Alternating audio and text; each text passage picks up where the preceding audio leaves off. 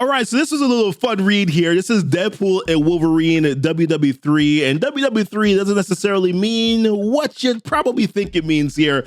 This starts off here with Wolverine in Vancouver, Canada, who he just got a call here from a PD inspector, someone that he's known for a pretty long time. But this person here has limitations that our guy Wolverine does not have. So she wants to go ahead and take care of a particular target.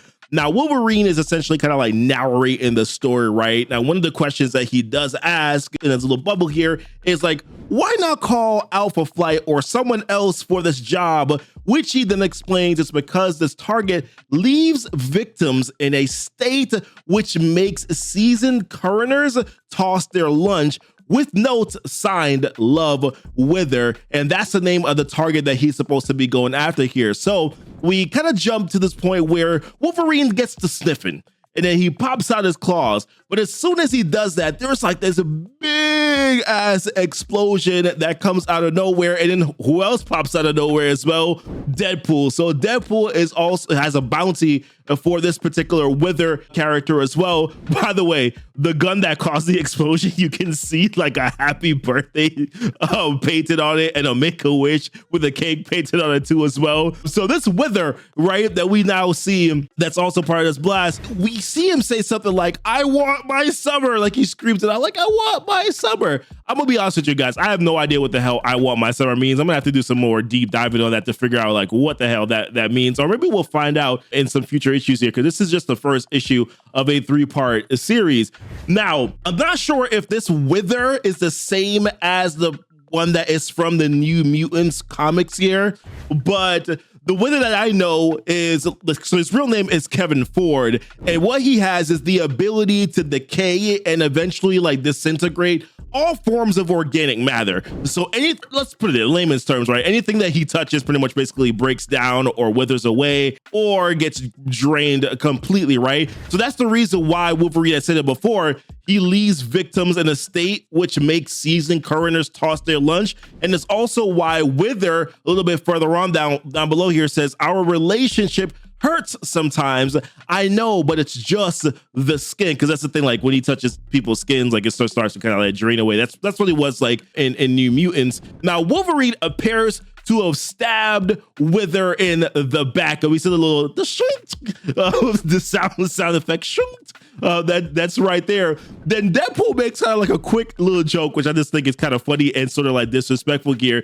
He's like, I'd recognize the sound of that sextuple puncture wound anywhere, Wildside, which, by the way, the name Wildside, that is another New Mutants reference, which is incredibly disrespectful because Wildside is basically like a knockoff of Wolverine that was created by Rob Liefeld, which makes it kind of funny if you ask me. Now, Wildside, I volunteer for like the Weapon X program, and that's kind of like the similarities. There's more to the story, but I won't talk about it here. As to where, of course, Wolverine was like pressured into the Weapon X program and done all these experiments on him here. So Wildside is like really like a knockoff version of Wolverine, which is the reason why it's funny and why Deadpool mentioned it there. It's also funny too. Now, Wither throws like an energy thing. Listen, Deadpool called it an energy thing, so I'm going to call it an energy thing, right? He throws this energy thing here at Wolverine, which is a little bit different, right? Because remember now, Wither usually just touches people, and that's how he drains their power. So the fact that he's like throwing an energy thing now, and it's kind of still withering away, like you'll see Wolverine mention something like, oh my gosh, it burns, you know what I mean? And then Deadpool's like, yeah, he'll in fact recover it, won't it? You know, which once again, it's just, oh man, it's just kind of funny. So Wither like punches Wolverine. You can see like the blood on his face. Deadpool tries to throw some knives here and bullets at Wither, but then he puts up like an energy field here, and they just like the knives and the bullets should just hit and it just disintegrate and evaporate, right? Now Wither keeps on saying certain things like you aren't real, which once again, like what exactly does that mean, right? And Deadpool is still making jokes about saying how Wolverine needs to return to Charlie's home for Absolute Mutants. By the way, there's like one previous show that I missed too, where you mentioned like poutine up the poop chute. That's smarts, right? Yo, there's so many like comical things that are happening in this particular series. It's in this issue here. It is absolutely funny to me now. Now, Wither grabs Wolverine, right, with these like energy tentacles. I don't know what exactly to call them. I'm just gonna call them energy tentacles here.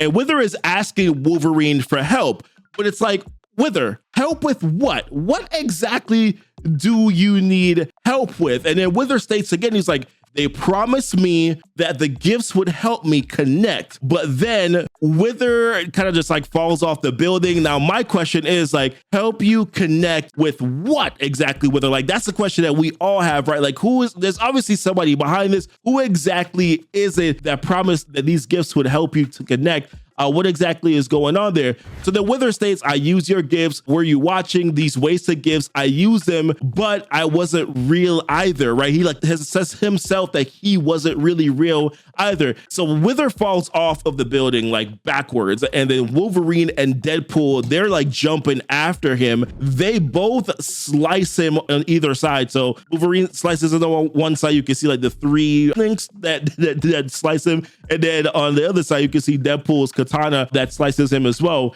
And the only thing that I keep on thinking to myself here is like, who is Summer? Who is them? Who is this group that they are talking about? Now, before we kind of skip ahead here past the scene, a couple of things to mention here. Now, Deadpool says something that's really interesting. He says, mutant outcast to manipulated monster to beloved X-Men, third time's the charm, I guess. Now, that statement is going to come up a little bit later on, but it's also a little bit of an indication that Deadpool knows a little bit about what's going on and what exactly happened to Wither. So we're going to have to look into that a little bit later on. Now, Wolverine is supposed to be heading back home now because the job is done. Like, Wither is dead.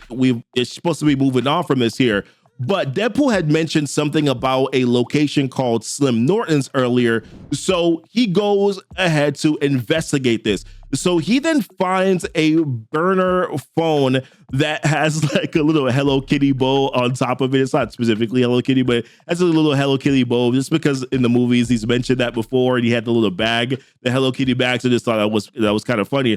Now Wolverine somehow now ends up after seeing that phone, the burner phone, he somehow ends up in Russia. Well, not somehow, because Forge had actually helped him to trace the last call from that burner phone.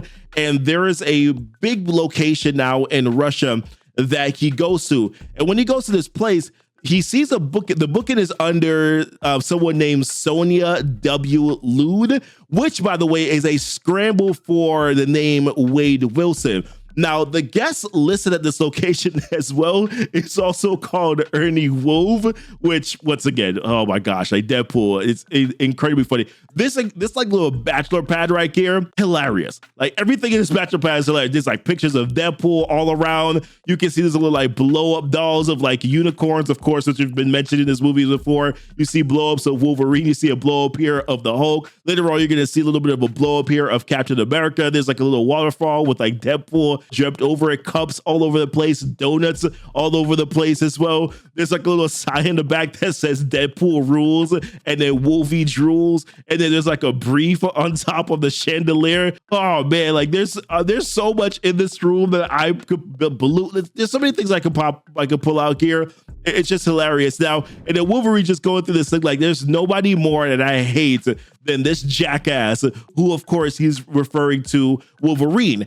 And then out of nowhere, a group of like 16 like tech enhanced humans pop in from like drop from like the ceiling and then from other rooms in the building and just basically start attacking Wolverine. Now, Wolverine mentions that they smell like the killer that they put down in Vancouver. So that's a reference there to Wither, who just got killed, right? Their arms also glow purple, just like how the energy blast did as well.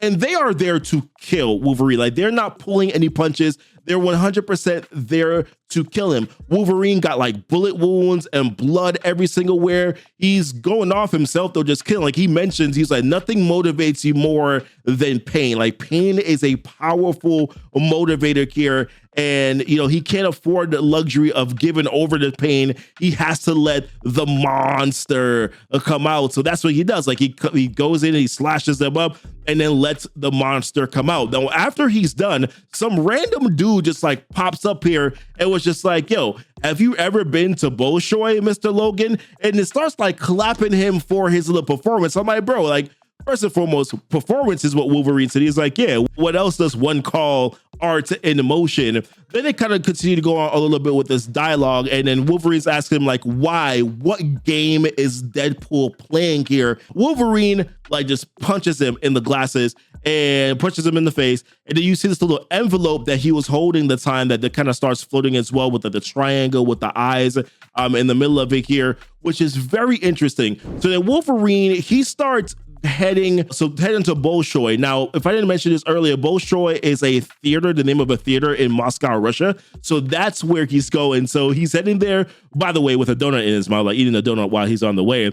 So he arrives at the theater, right? And the lights are like, first and foremost, like weird kind of people are, you got people with guns that are opening the door for them there. So you already know what's going on. You can see the facility looks kind of suspect there. My man is still eating his donut as he's kind of walking in. And then as he arrives, there's like these big claps that are going on. People, once again, in front of these trucks with like the guns and all that. People that are in this place, it's like when finally he arrives, the one and only, the Wolverine is coming on too, right? You have people who are like lauding themselves over him. Welcome, sir. And Wolverine's just like, dude, where is Deadpool? Like, F off, leave me alone. People are talking about his smell. They're talking about how strong he is. They're talking about like, hey, this dude's kind of like shorter than we thought, isn't he? Well, not Hugh Jackman version of Wolverine, my friends. He's not short by any sort of particular means. So then Wolverine goes in through like these drapes, right? And what we see there after he pulls open these drapes is Deadpool. Like we see Deadpool, but Deadpool don't look the same way. That number one, he's like there kind of like floating a little bit with like electricity behind him that's obviously holding him up. And then Wolverine's just like, Wade? Like, what did you do, Wade, right? And then there's a gentleman that's like, no, he chose courage, the courage to be better. He allowed me to help him evolve beyond the constraints of his considerable but limiting form.